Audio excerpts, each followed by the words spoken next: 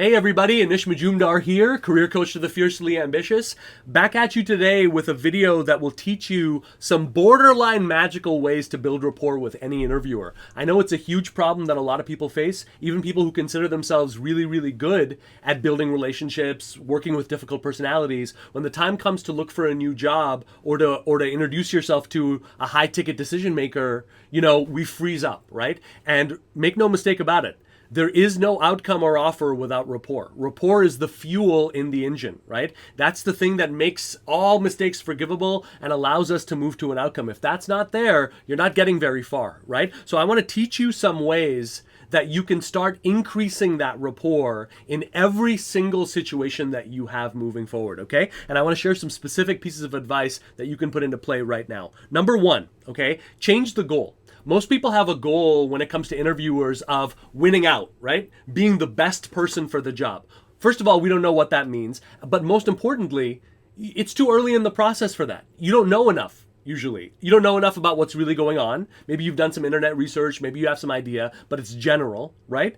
So, and there's like 15, 20 other things that could come out at any moment that could remove you from consideration, right? So change the goal.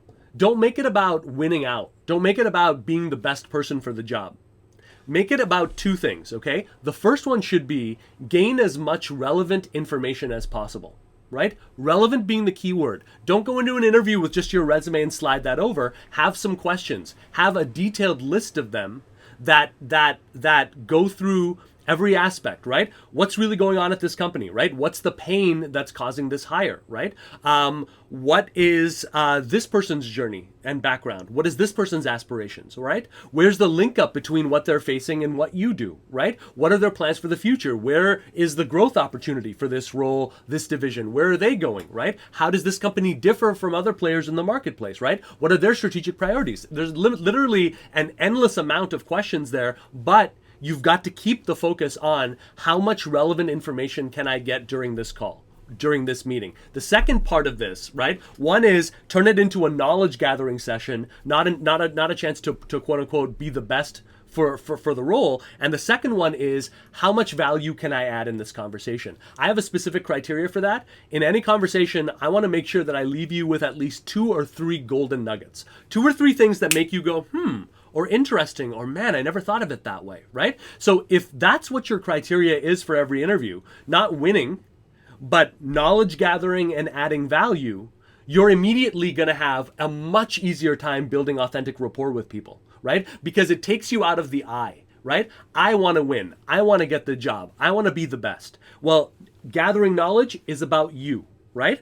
Adding value is about you. And that is a much stronger place to start from. Okay, so that's tip number 1. Change the goal, change the objective. Okay, tip number 2.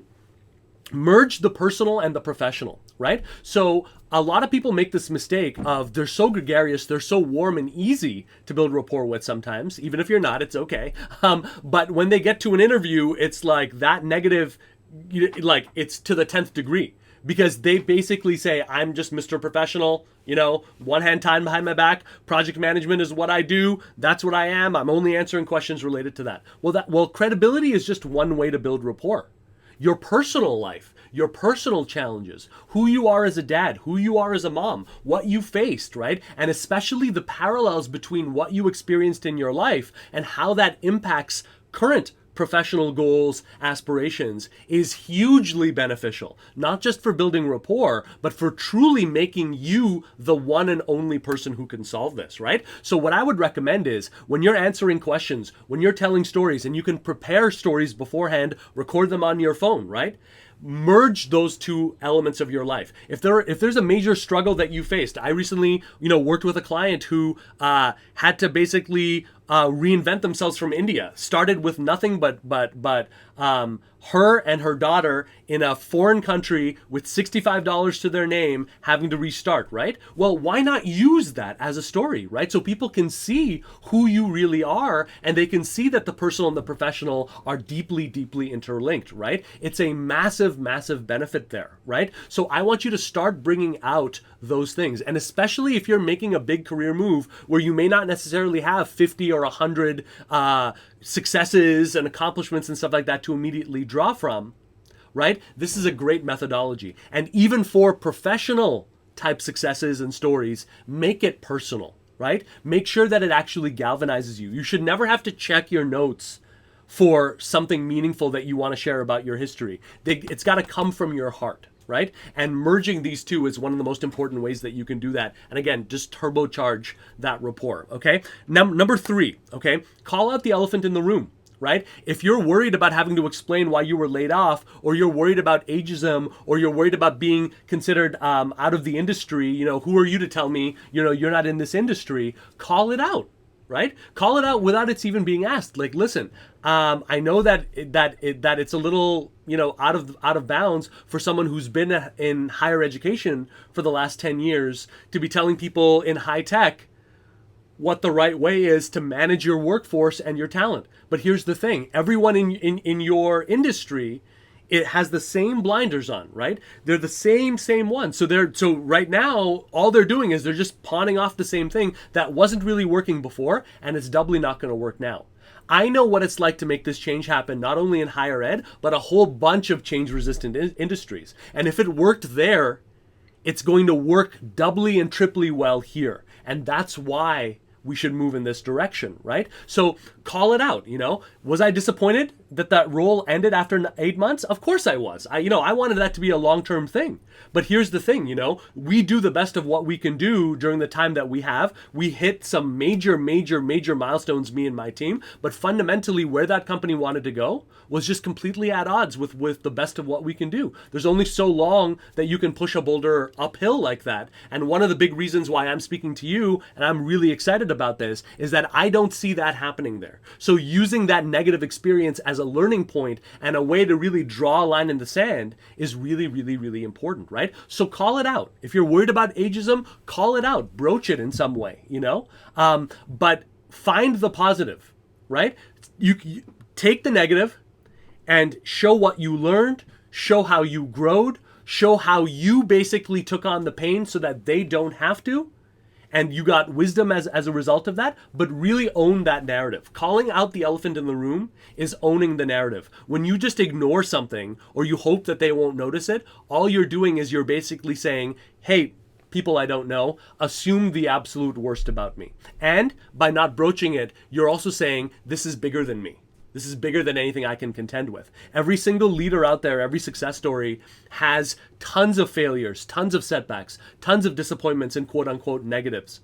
It's not about the circumstances, it's about whether or not you appropriately leverage them, okay? The last tip, a little bonus tip I want to give you guys, use the as if technique.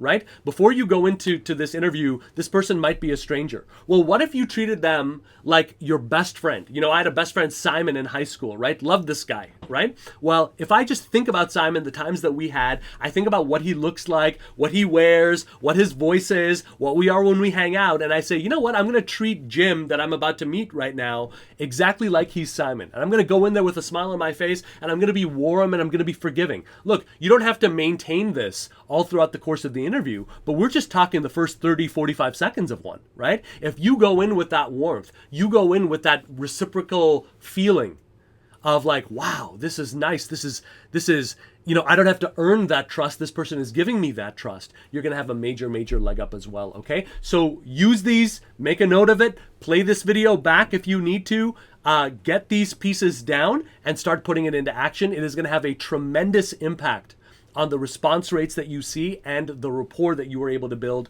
like that with almost anyone, okay? And if you want to learn the exact shifts that I lead my masterminders through every single day to get them from where they are into a place where they can generate dream opportunities on demand over and over and over again without permission, without replying to jobs on job boards, without answering gotcha questions, without being trapped for months in between waiting for anything to happen. If that interests you, you should go over to helloanish.com right now, HELLOANISH.com, where I have loaded up a brand new masterclass on how to land your dream job during disruptive times. I promise if you got value out of this, you are going to get major value out of this masterclass, okay? So, helloanish.com is where that is. Thank you guys very much for your time. I hope you learned something valuable here. Talk to you soon.